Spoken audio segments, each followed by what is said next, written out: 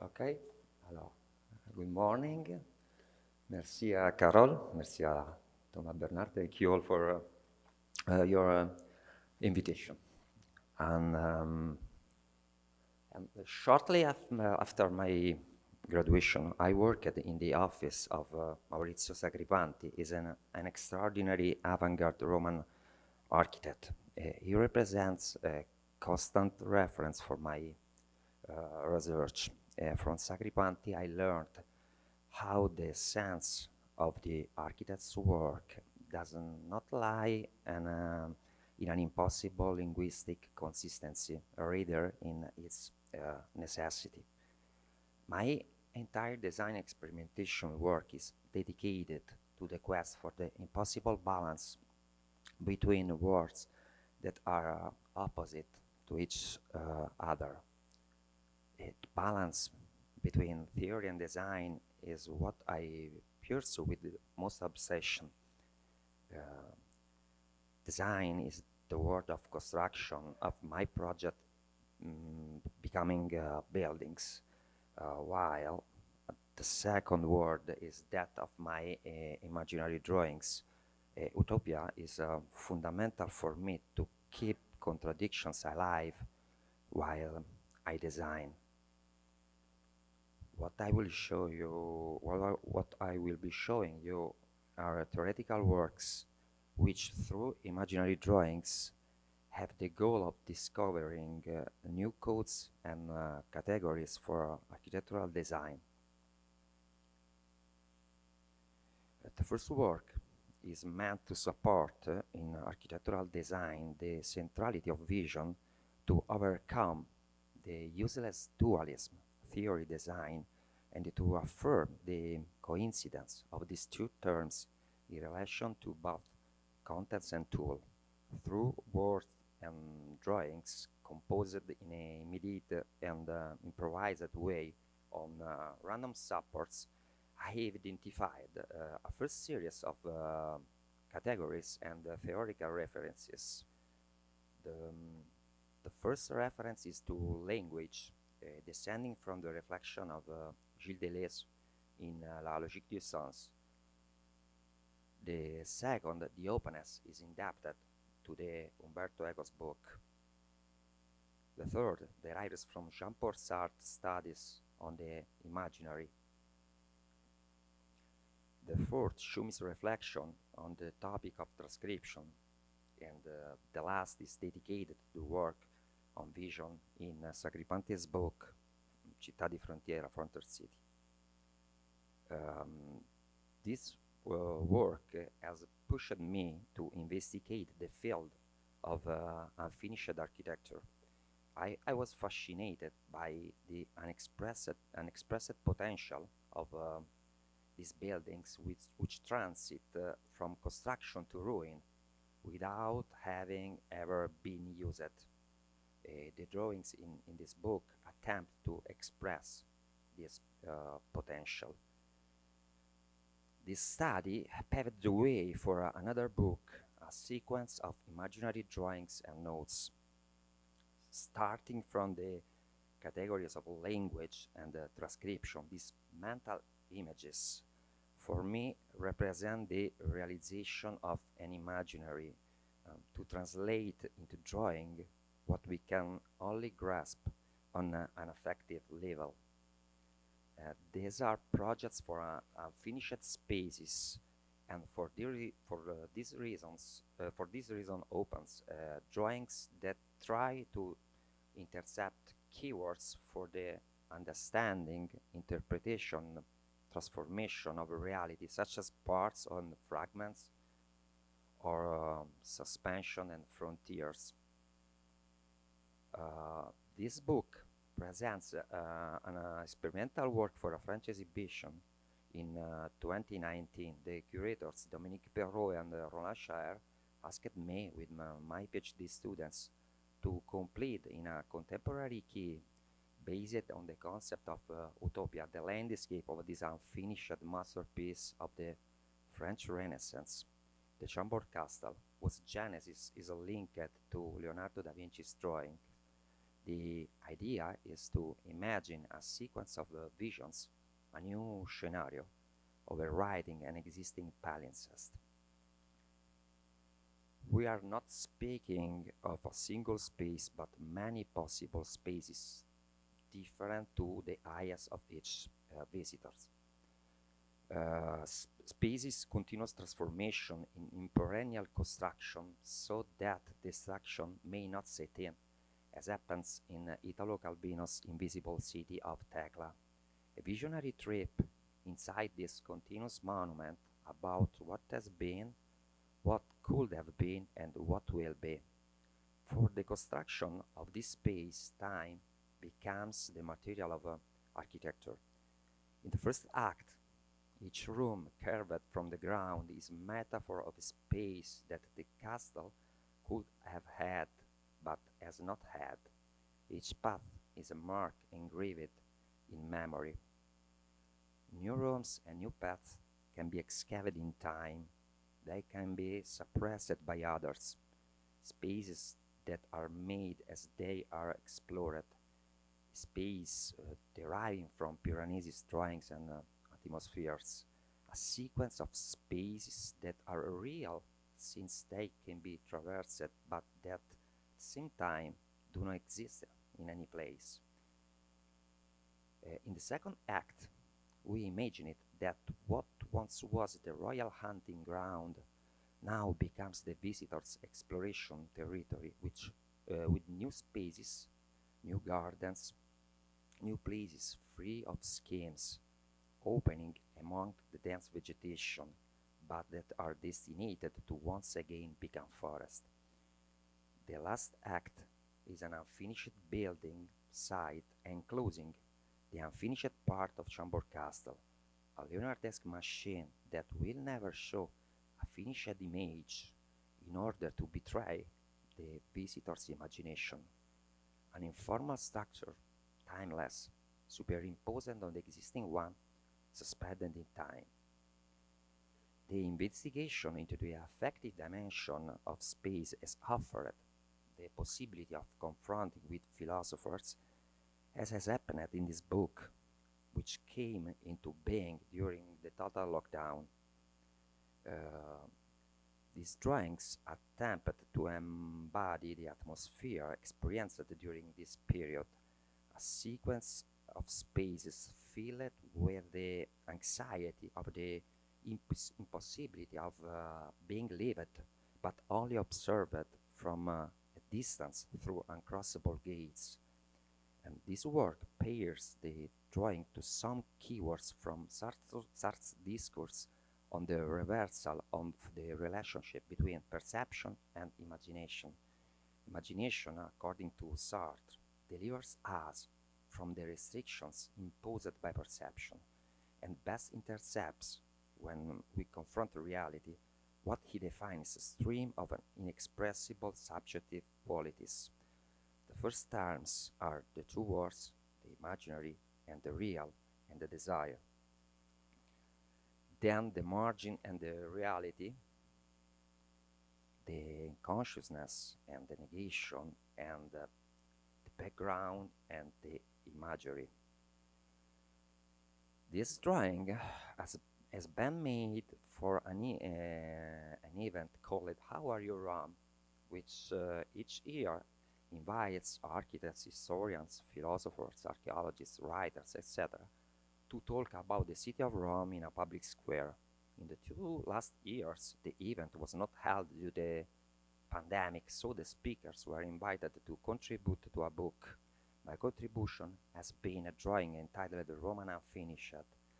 This drawing invites to reflect on space from a different point of view, reinventing it, providing a contemporary sense to a future which, once imagined, does not always find a place in reality.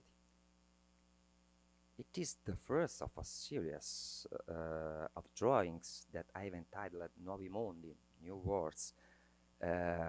These are large-scale imaginary drawings that affirm how architectural design always acts through imagination and invention. these drawings were displayed last September in a Roman gallery. It was a tribute to my master, Sacripanti, who told me that the work of a modern architect is a project of a word, a concrete word that is born as a necessary development of the past, subjected to tension. This collection of drawings is articulated in a twofold register. On one side, a series of landscapes, a sort of artificial jungle. On the other, a series of collage on unfinished study drawings. Intangible landscapes, unmeasurable entities, excluding the existence of special viewpoints, open towards sensible experience. To understand them, the observer's active participation is required. They are anarchic, unstable spaces, ruined and unfinished at once due to their precarious nature, which can be at any time subjected to further manipulations, transformation, and betrayals, but which continuously offer themselves as inhabitable in time, almost a ruin in reverse to Smithson, a ruin that can become a home. Another homage to Sacripanti's idea of how making architecture means to translate into public fact one's ideal research. This translation is costly, time-consuming, and solitary if we have the goal of pursuing through each project an idea capable of giving the relics of the past contemporary meanings. I conclude this presentation with a last project made on an invitation of UAP, University of Venice, to reinterpret the concept of forest on an island of the city's lagoon. Shadow is a natural element that defines the space of the forest, measures its introversion, influences its relationship with the exterior, limiting it to thin slits of light and sky.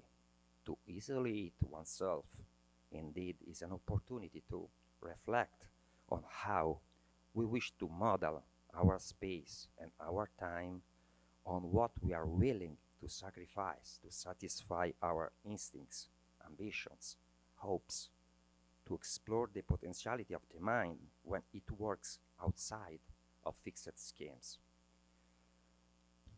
Between interior and exterior, by reflecting on the concept of limit, it is possible to imagine how each one of us can, when immersed in the lagoon's forest, inhabit oneself. It is an ambiguous space that tries to set a series of questions. How much do we really live what we desire?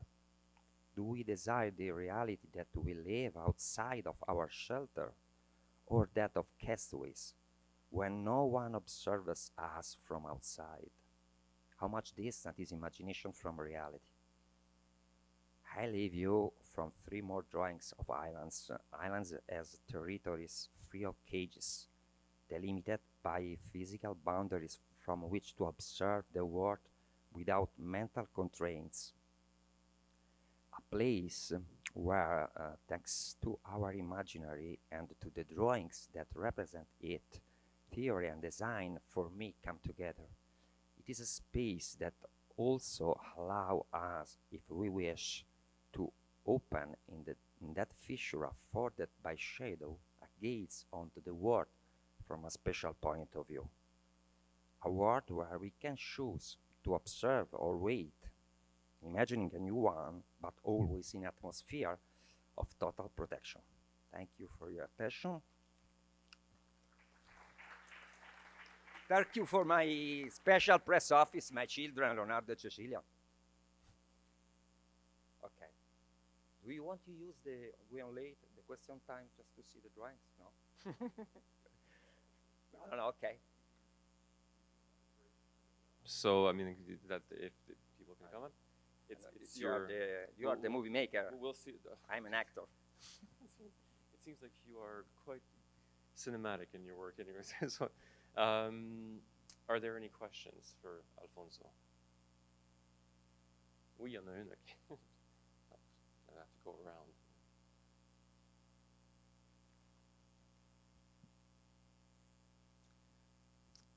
So,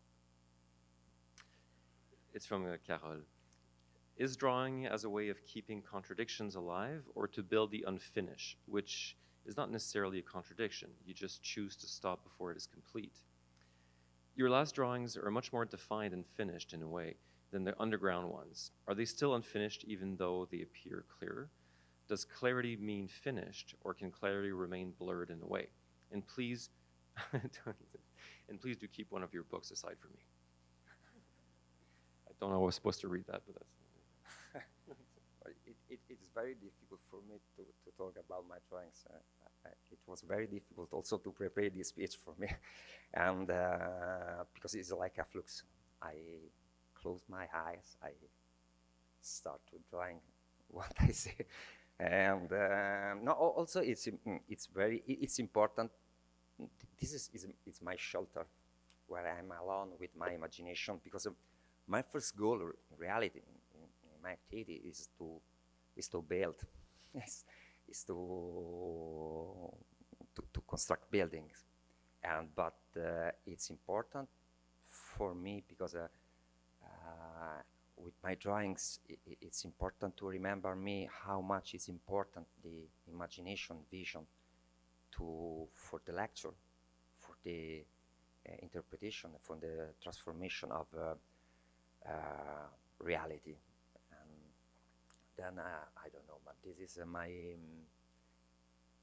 goal in this work. And this.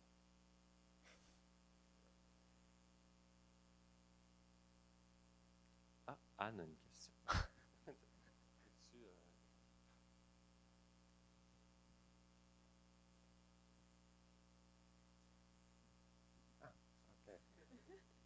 Yes, I was wondering, because I think there is something typically Italian in your drawings.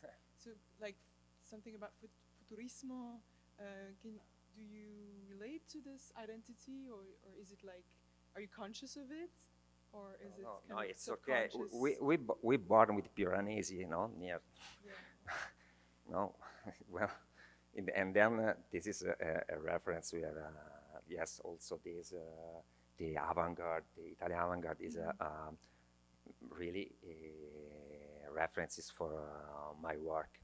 It's normal to work with the deep of space and. The Pyrenees is the first drawings that we see at the first lesson in the university. You know? All the lessons start also. This is Pyrenees, okay, you can see.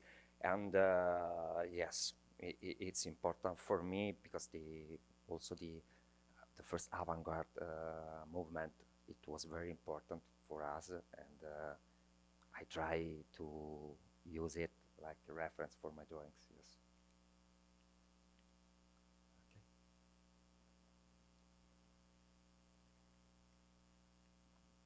Thank you for your presentation. I have a really maybe lame practical question, which is how do you draw the reflection?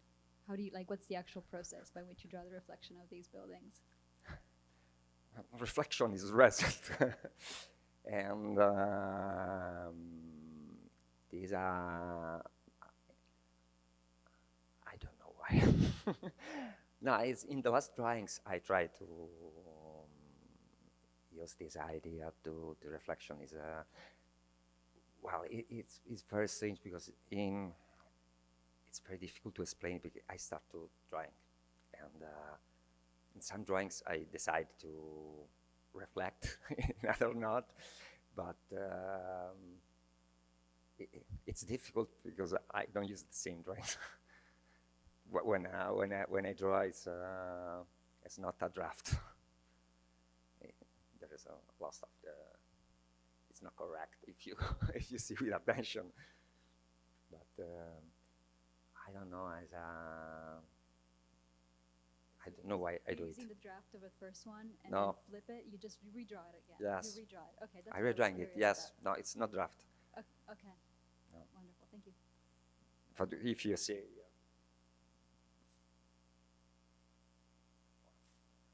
I have no time to redraw these drawings. There is a. It's too late, huh? No, it's too late, no? No. I have an observation, I suppose, but in all of the reflections, the water is absolutely still. It's like a mirror. And I'm just wondering what would happen if weather entered, also the skies.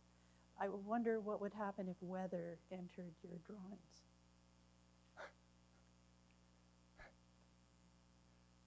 $1 million question.